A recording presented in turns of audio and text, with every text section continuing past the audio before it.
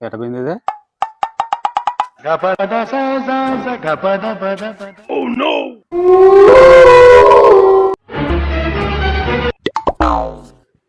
ఏంటిది?